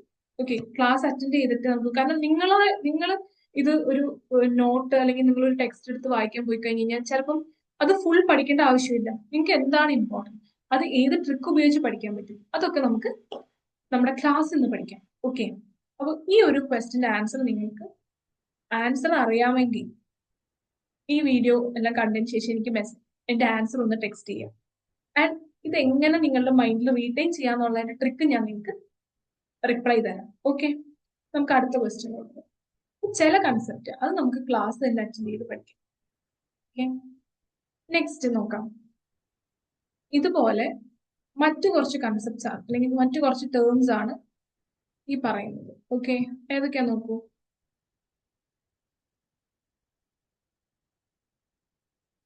In the context of history of India, consider the following pairs. അപ്പൊ ഇതിൽ കുറച്ച് വാക്ക് തന്നിട്ടുണ്ട്. എരിപ്പട്ടി, തനിയൂർ, ഗട്ടിക്കാസ്. ഓക്കെ, അപ്പൊ ഇങ്ങനത്തെ വാക്കുകൾ, അതാ ഞാൻ പറഞ്ഞത്, ചില ഹിസ്റ്റോറിക്കൽ ടേം നമ്മൾ വിചാരിക്കാതെ തന്നെ വരും. പക്ഷെ ഇതൊക്കെ നമ്മൾ ക്ലാസ്സിൽ ഡിസ്കസ് ചെയ്യും. അപ്പൊ നിങ്ങൾ ഈ ക്വസ്റ്റിനും കഴിഞ്ഞ ക്വസ്റ്റിനും ഒക്കെ, ഇനി വരുന്ന ക്വസ്റ്റ്യൻ നോക്കട്ടെ.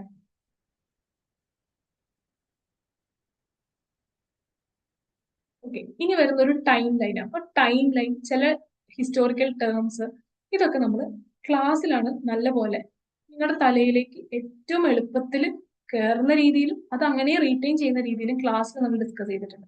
അപ്പൊ ഇനി വരുന്ന ക്ലാസ്സസ് എല്ലാം ഹിസ്റ്ററിന്റെ ancient history, medieval history, modern history ഒക്കെ അറ്റൻഡ് ചെയ്യുന്ന ഒരാൾക്ക് പിന്നീട് ഈ ക്വസ്റ്റിനും കഴിഞ്ഞ ക്വസ്റ്റിനും വളരെ എളുപ്പത്തിൽ ആൻസർ ചെയ്യാൻ പറ്റും.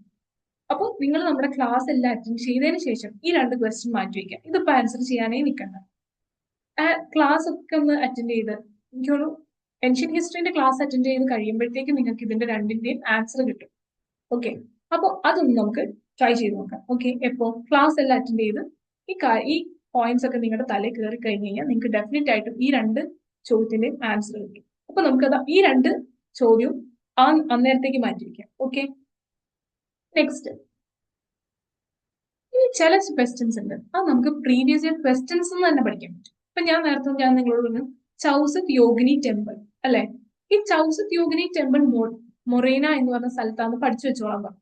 സോ ഇതുപോലെ നമ്മൾ ചില കാര്യങ്ങൾ ക്വസ്റ്റ്യനെ പഠിച്ചു വെക്കാം. അപ്പൊ ഇവിടെ ശ്രദ്ധിച്ചോ, ഇവിടെ ആദ്യം നമുക്ക് 2020 വന്ന ക്വസ്റ്റ്യൻ നോക്കാം. With reference to the period of Gupta dynasty in ancient India, the towns Ghantasala, Kadura, Chaul, ഇതൊക്കെ എന്താണെന്നാണ് 2020 ചോദ്യമായിട്ട് വന്നേക്കുന്നത്. അപ്പൊ നിങ്ങൾ ഈ പറഞ്ഞ വാക്കൊക്കെ ശ്രദ്ധിച്ചിട്ടുണ്ടാവും. ഘണ്ടശാല, കഡൂര, ചൗ. ഓക്കെ, ഓപ്ഷൻ ആയിട്ട് എന്തൊക്കെ തന്നിരിക്കുന്നു? പോർട്സ്, ക്യാപിറ്റൽസ് ആണ്. ചിലത് പോർട്സ്, ഇത് പോർട്സ് ആകാന്ന് പറയുന്നു. രണ്ടാമത് ചില പവർഫുൾ കിങ്ഡത്തിന്റെ പോർട്സ് ആയിരിക്കാന്ന് പറയുന്നു. Places of exquisite stone and architecture, വലിയ ഇന്ത്യൻ ആർക്കിടെക്ചറൽ സൈറ്റ്സ് ആണെന്ന് പറയുന്നു. അടുത്തത് ഇമ്പോർട്ടന്റ് ബുദ്ധിസ്റ്റ് പിൽഗ്രിമേജ് സെന്റേഴ്സ് ആകാന്ന് പറയുന്നു. ഇതാണ് ഓപ്ഷൻ ആയിട്ട് വന്നിരിക്കുന്നത്. അതായത് ചിലപ്പോൾ പോർട്സ് ആയിരിക്കാം, ചിലപ്പോൾ പവർഫുൾ കിങ്ഡത്തിന്റെ ക്യാപിറ്റൽസ് ആകാം, ചിലപ്പോൾ അത് മെയിൻ വലിയ ആർക്കിടെക്ചർ ബിൽഡിങ്സിന്റെ ഒക്കെ സ്ഥലങ്ങളായിരിക്കാം, അല്ലാന്നുണ്ടെങ്കിൽ ബുദ്ധിസ്റ്റ് പിൽഗ്രിമേജ് സൈറ്റ് ആയിരിക്കാം എന്നാണ് ഓപ്ഷനിൽ തന്നിട്ടുള്ളത്. ഓക്കെ, ഇതിന്റെ ആൻസർ എന്താണ്?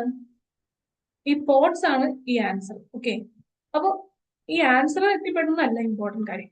ഞാൻ നേരത്തെ പറഞ്ഞ പോലെ ഡാൻസ് ഫോം, മ്യൂസിക്കൽ, അപ്പൊ ഇങ്ങനത്തെ കാര്യങ്ങൾ ശ്രദ്ധിക്കണം എന്ന് പറഞ്ഞില്ലേ.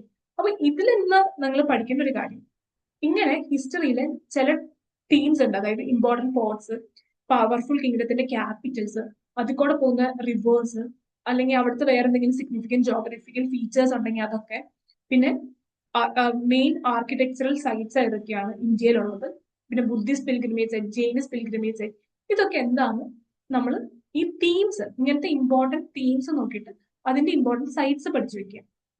ഓക്കെ, ലൊക്കേഷൻ, പേരുകൾ ഉണ്ടെങ്കിൽ അത്, ഇതെല്ലാം പഠിച്ചു വെക്കുക. സോ അങ്ങനെ വ്യക്തമായിട്ട് പഠിച്ചു വെക്കുന്ന ഒരാൾക്ക് 2023 വന്ന ഈ ഒരു ചോദ്യം വേഗം ആൻസർ ചെയ്യാൻ പറ്റും. അതായത് with reference to ancient south India, Korkai, Poompuhar, Muchiri, ഇതെല്ലാം എന്താന്നാ ചോദിച്ചേക്കുന്നത്.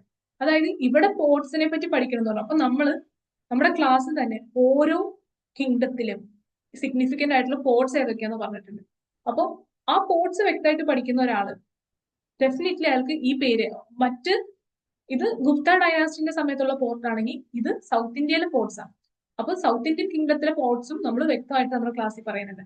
അപ്പൊ ഡെഫിനറ്റ്ലി ആ പേര് നിങ്ങൾ എന്തായാലും പഠിക്കും. അങ്ങനെയുള്ള ആൾക്ക് വേഗം ഈ ആൻസറിലോട്ട് എത്താലോ. ഓക്കെ, പിന്നെ പിന്നെ ഇനി വീണ്ടും നിങ്ങൾ നോക്കുക, ഇതിലും ഓപ്ഷനിൽ പുതിയ കാര്യങ്ങളൊന്നും, ഒന്ന് ക്യാപിറ്റൽ സിറ്റി, പഴയ സംഭവം തന്നെ. Centres of iron and steel making. അപ്പൊ ഇനി നിങ്ങൾ നോക്കുമ്പോൾ ഏൻഷ്യൻ ഹിസ്റ്ററിയിലെ important centres of iron and steel making ഉണ്ടെങ്കിൽ ആ പ്ലേസസ് ഒക്കെ ഒന്ന് പഠിച്ചു വെക്കുക. Important shrines of Jain Tirthankaras, അവരുടെ അമ്പലങ്ങളുള്ള സ്ഥലങ്ങളുണ്ടെങ്കിൽ അത് പഠിച്ചു വെക്കും. അപ്പൊ ഇങ്ങനെയാണ് പ്രീവിയസ് ഇയർ ക്വസ്റ്റ്യൻസിൽ നിന്ന് തന്നെ നമ്മൾ കാര്യങ്ങൾ പഠിക്കേണ്ടതും ചിലപ്പോൾ അത് തന്നെ നമുക്ക് റിപ്പീറ്റ് ആയിട്ട് ചോദിക്കുകയും ചെയ്യാം. ഓക്കെ, അപ്പൊ ഇത് തീം എങ്ങനെ സെലക്ട് ചെയ്ത് പഠിക്കണം എന്നുള്ള പ്രീവിയസ് ഇയറിൽ കുറച്ച് തീംസ് കാണിച്ചു തരും. ഈ തീംസ് നിങ്ങൾ വീണ്ടും പഠിക്കുക. കാരണം പോർട്സ്, ക്യാപിറ്റൽ സിറ്റീസ്, ചില ഹിന്ദു ടെമ്പിൾസ്, അല്ലെങ്കിൽ Buddhist sites, Jain pilgrimage centres, ഇതൊക്കെ വീണ്ടും വീണ്ടും ചോദിച്ചു പഠിക്കുക. അപ്പൊ ഈ സൈറ്റ്സ് ഒക്കെ പഠിക്കുക. ഇപ്പൊ അവരുടെ പ്രസന്റ് ലൊക്കേഷൻ എവിടെയാണ്, അങ്ങനത്തെ കാര്യങ്ങളൊക്കെ പ്രീവിയസ് ഇയർ ക്വസ്റ്റ്യൻസിൽ നിങ്ങൾ പഠിക്കേണ്ടതാണ്. ക്ലിയർ ആണല്ലോ? ഓക്കെ, ഇനി അടുത്ത നോക്കൂ. ഞാൻ ആദ്യം ഒന്ന് ഡിലീറ്റ് ചെയ്തിട്ട് കേട്ടോ, കാരണം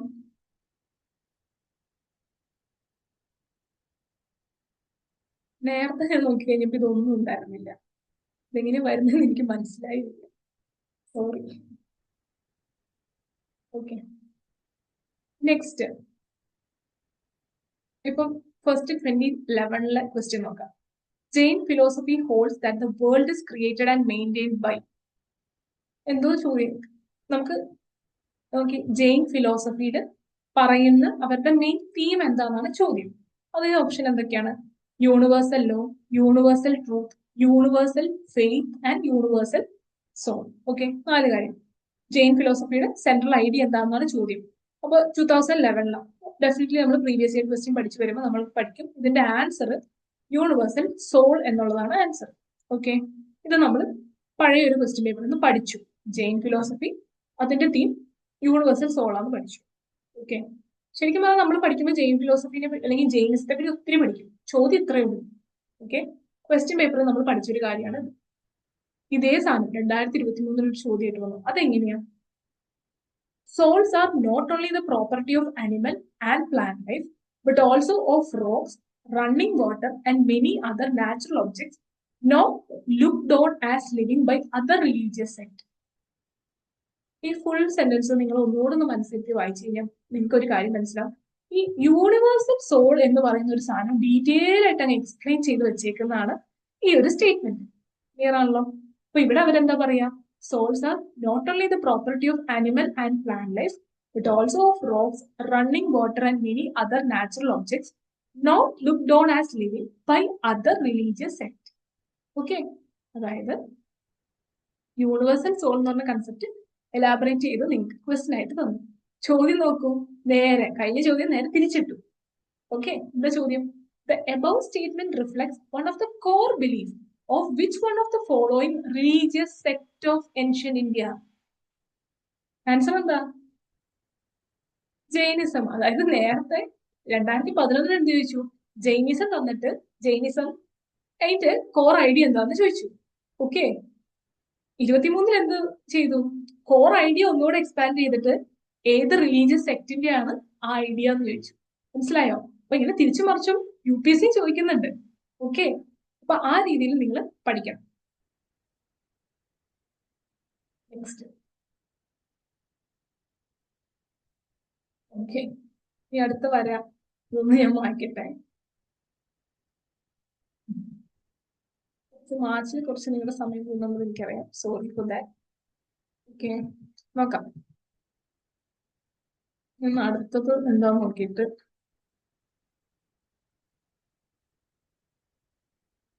അടുത്ത സംഭവം കൂടെ വായിക്കാനുണ്ടോ നോക്കട്ടെ. വലിയ വായിക്കില്ല. ഓക്കെ,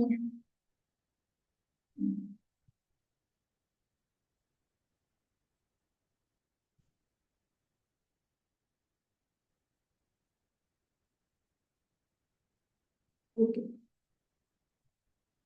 ഇനി നമ്മളുടെ നോട്ടിൽ തന്നിട്ടുള്ള കുറച്ച് കാര്യങ്ങൾ അത് UPSC എക്സാമിന് ചോദിച്ചിട്ടുണ്ട്. അപ്പൊ നിങ്ങൾ നമ്മുടെ നോട്ട്സിന്റെ ഒരു പ്രത്യേകത എന്ന് പറഞ്ഞാൽ അവിടെ കുറെ ഡയഗ്രംസും പിന്നെ ഹാൻഡ് റിട്ടൺ നോട്ടാണ് മെയിൻ ആയിട്ടും. ഏൻഷ്യൻ ഹിസ്റ്ററിക്കൊക്കെ ഹാൻഡ് റിട്ടൺ നോട്ടാണ്. കുറെ പിക്ചേഴ്സ് നമ്മൾ ആഡ് ചെയ്തിട്ടുണ്ട്. അപ്പം ഇതൊക്കെ വെച്ച് നിങ്ങൾക്ക് വേഗം ആൻസർ അല്ലെങ്കിൽ കുറെ കാര്യങ്ങൾ നിങ്ങളുടെ മൈൻഡിലോട്ട് റീറ്റെയിൻ ചെയ്യാൻ വേണ്ടിയിട്ടാണ് നമ്മൾ ഇങ്ങനെ ഒരു നോട്ട് ഉണ്ടാക്കിയിട്ടുണ്ട്. അപ്പൊ നമ്മുടെ നോട്ടിൽ പറഞ്ഞിട്ടുള്ള കുറെ ക്വസ്റ്റ്യൻസ് എക്സാമിന് വന്നിട്ടുണ്ട്. ആൻഡ് ഞാനിവിടെ എന്താ പറയാ ഇങ്ങനെ പറയാൻ ഉദ്ദേശിക്കുന്നത് UPSC നമ്മുടെ നോട്ട്സിൽ നിന്ന് അങ്ങനെ ചോദിച്ചൊന്നുമല്ല. നമ്മൾ ക്ലാസ്സിൽ പറയുന്ന കുറെ കാര്യങ്ങളും നമ്മുടെ നോട്ടിലുള്ള കുറെ കാര്യങ്ങളും അങ്ങനെ വരുന്നുണ്ടാവും. സോ അപ്പൊ നിങ്ങൾക്ക് ഈ ക്ലാസ്സിൽ നിന്ന് കിട്ടുന്ന ഒരു അറിവും ഈ നോട്ട്സിലുള്ള കുറെ കാര്യങ്ങളും ഒന്നും തന്നെ വേസ്റ്റ് അല്ല. അതെല്ലാം നിങ്ങൾക്ക് UPSC എക്സാമിന് ഡെഫിനറ്റ് ആയിട്ട് നിങ്ങളെ ഹെൽപ്പ് ചെയ്യുന്ന കാര്യങ്ങളായിരിക്കും. അപ്പോൾ ഞാൻ അങ്ങനത്തെ കുറച്ച് ക്വസ്റ്റ്യൻസ് കാണിച്ചു തരാം. ഈ 2025 ഇപ്പൊ ഈ ലേറ്റസ്റ്റ് ഇപ്പൊ റീസെന്റ് ആയിട്ട് നടന്ന എക്സാമിന് വന്ന ചോദ്യമാണ് famous female figurine known as dancing girl found at Mohenjodaro is made of. അപ്പൊ നമ്മൾ നമ്മുടെ നോട്ടില് ഈ ഇതിന്റെ ഫിഗർ കാണിച്ചിട്ടുണ്ട്. അപ്പൊ ഈ ഒരു ഫിഗർ മനസ്സിലുള്ള ആൾക്ക് പെട്ടെന്ന് ബ്രോൺസ് ആണെന്നും പറയുന്നുണ്ട് കേട്ടോ. അപ്പം അത് ക്ലാസ്സിൽ കേട്ടാലേ നിങ്ങൾക്ക് മനസ്സിലാവും. അപ്പൊ ബ്രോൺസ് വെച്ചിട്ടുള്ള ഒരു ഈ സ്റ്റാച്ചു ആണിത്. അപ്പം ആ ഒരു ഇമേജ് മനസ്സിലുള്ള ഒരാൾക്ക് എന്തായാലും ഇത് ബ്രോൺസ് ആണെന്ന് വേഗം കിട്ടും. ഓക്കെ, അപ്പം ഇങ്ങനത്തെ പിക്ടോറിയൽ റെപ്രസെന്റേഷൻ ഡെഫിനറ്റ്ലി നിങ്ങളെ ഒത്തിരി ഹെൽപ്പ് ചെയ്യും. ആൻസേഴ്സ് അതായത് നിങ്ങളുടെ മൈൻഡിൽ ചിലപ്പോൾ നിങ്ങൾ ആദ്യമായിരിക്കും ഏറ്റവും ആദ്യമായിരിക്കും ഹിസ്റ്ററി പഠിച്ച് ഒരു സൈഡിലോട്ട് മാറ്റി വെച്ചിട്ടുണ്ടാവും. പക്ഷെ ഇങ്ങനത്തെ ഫിഗേഴ്സ് ഒക്കെ നിങ്ങളുടെ മൈൻഡിൽ ഇപ്പൊ ഈ ഒരു ലേഡീന്റെ ഫിഗർ നിങ്ങളുടെ മൈൻഡിൽ ഉണ്ടാവും. പിന്നെ നിങ്ങൾ കുറച്ചധികം ഇടയ്ക്കിടയ്ക്ക് അത് ബ്രോൺസ് ആണ് അല്ലെങ്കിൽ ഒരു മെറ്റൽ കാസ്റ്റിംഗ് എന്നൊരു പ്രോസസ് ഉണ്ട്. അതൊക്കെ നമ്മൾ ക്ലാസ്സിൽ പറയുന്നുണ്ട്. അപ്പോൾ അതൊക്കെ നിങ്ങളുടെ മൈൻഡിൽ അങ്ങനെ റീറ്റെയിൻ ചെയ്യുന്ന രീതിയിൽ നമ്മൾ ക്ലാസ് സെറ്റ് ചെയ്തിട്ടുണ്ട്. അപ്പൊ എല്ലാവരും ഇനി വരുന്ന ക്ലാസ്സസ് കാണാൻ ശ്രമിക്കുക. ഓക്കെ, അപ്പൊ നിങ്ങളുടെ എന്താ പറയുക കോമൺ സെൻസും പ്ലസ് നമ്മുടെ ക്ലാസ്സിലെ നോട്ട്സും ആൻഡ് നമ്മൾ പറയുന്ന കുറച്ച് ട്രിക്സ് ഒക്കെ വെച്ചിട്ട് നിങ്ങൾക്ക് എല്ലാം വ്യക്തമായും എന്താ പറയുക വ്യക്തമായിട്ട് നിങ്ങൾക്ക് ഒരു ധാരണ കിട്ടുന്നത് നിങ്ങൾക്ക് ഈ എക്സാം അങ്ങ് സുഖമായിട്ട് ക്രാക്ക് ചെയ്യാൻ പറ്റുന്നു. ഓക്കെ, അടുത്തൊരു കാര്യമാണ്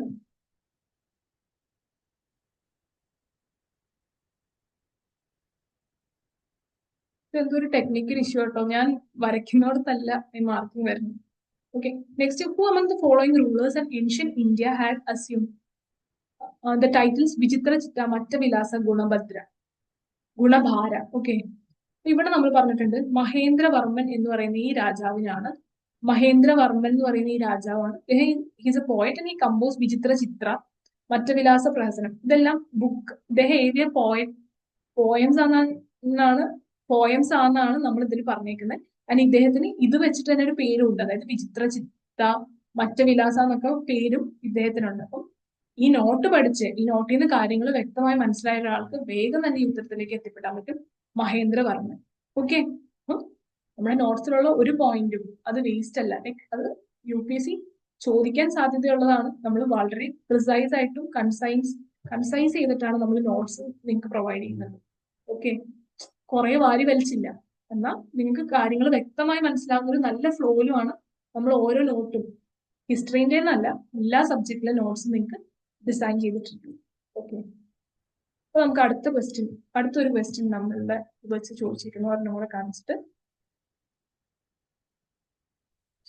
ചോദ്യം എന്താണ്?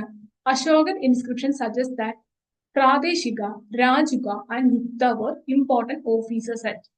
നമ്മൾ ക്ലാസ്സിൽ ജസ്റ്റ് പറഞ്ഞു, അതായത് അശോകൻ എംപയറിന്റെ കാര്യങ്ങൾ പറഞ്ഞപ്പോൾ ഫസ്റ്റ് പറഞ്ഞു പോയതാണ്. ഡിസ്ട്രിക്ട് ലെവലിലുള്ള ഓഫീസേഴ്സിന്റെ പേരാണ് പ്രാദേശിക, രാജുക, യുക്താസ്. സോ ആൻസർ എന്താണ്? ഇതാണ് ഡിസ്ട്രിക്ട് ലെവൽ. അപ്പൊ നിങ്ങൾ വിചാരിക്കും ഈ നോട്ട് അന്ന് ഓർത്ത്, പക്ഷെ ഈ നോട്ടിലെ പോയിന്റ്സ് പെട്ടെന്ന് ക്വിക്ക് റിവിഷനും കൂടെ പറ്റുന്ന നോട്ട്സാണ്.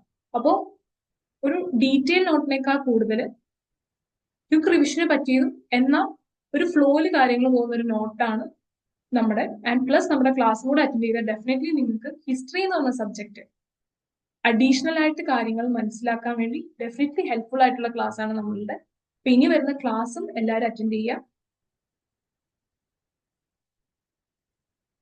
സോ നല്ല രീതിയിൽ ക്ലാസ് അറ്റൻഡ് ചെയ്ത് താങ്ക് യു വരെ പറയാം. ഓക്കെ, അപ്പോൾ നമ്മുടെ ക്ലാസ് നല്ല രീതിയിൽ അറ്റൻഡ് ചെയ്തതിന് ശേഷം നിങ്ങളുടെ ഉള്ള ആ ഒരു കോമൺ സെൻസും വെച്ച് നമുക്ക് ഹിസ്റ്ററി എന്ന് പറഞ്ഞ സബ്ജക്ട് സൂപ്പർ ആയിട്ട് സിവിൽ സർവീസ് എക്സാമിന് വേണ്ടി പ്രിപ്പയർ ചെയ്ത് സെറ്റ് ചെയ്യാവുന്നതേ ഉള്ളൂ. അപ്പൊ എല്ലാവരും നമ്മുടെ കോഴ്സിൽ ജോയിൻ ചെയ്യാൻ ശ്രമിക്കുക.